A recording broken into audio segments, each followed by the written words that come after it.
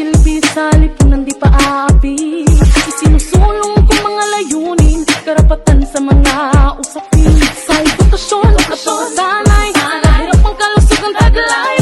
Paglaban sa karahasan, patulang matungtong galian. Babayan ko may panindigan, di matitinag kailan pa man. Babayan ko na may karapatan, may boses, may kakayahan. Malakas ang loob, pusong totoo, kayang-kaya ko, sinuwan ako.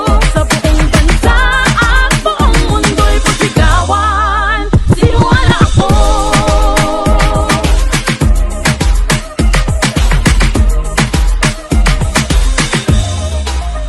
Babayan ko, kayang pamunuan, magdesisyon para sa karamihan. Mekanismong dulot ay pagunlad, sa kababaihang ipatutupad. Sa usaping ekonomiya, karapat ang pagtaot ng media.